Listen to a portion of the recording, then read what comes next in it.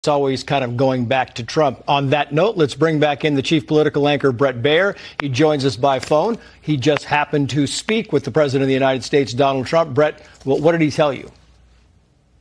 Hey, Trace. Yeah, I just spoke to President Trump.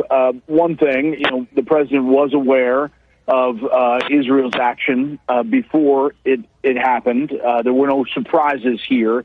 But he gave me a quote. He said, Iran cannot have a nuclear bomb.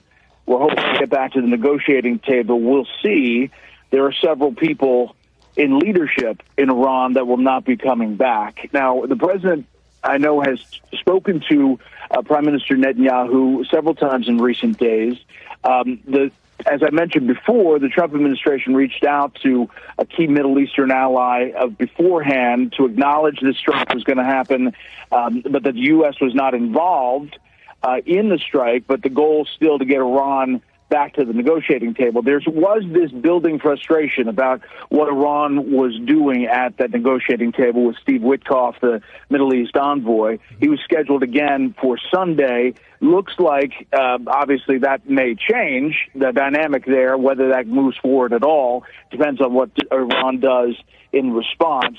The president told me he's, looking to see what the retaliation may be. CENTCOM is on high alert.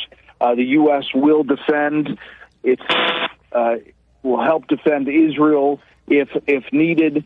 And as I mentioned in the last time we talked, the Iron Dome has been replenished in Israel in recent weeks. So there's still this hope in the president's sense and the people around him that this changes the dynamic for Iran and that this does not launch into what will be a back and forth.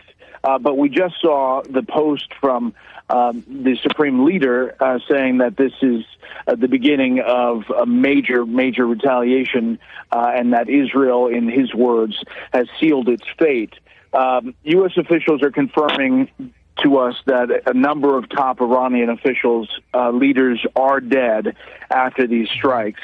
But as far as the full sense of what the targeting looked like, Natanz, the nuclear facility, was struck, but we don't believe it was by the biggest of the penetrating bombs, but we will have to see come first light. And the U.S. military, and we've been saying this, was not directly involved in these strikes, but there clearly was an advanced knowledge and communication and knowledge of what was happening, and now we'll see exactly what the retaliation looks like.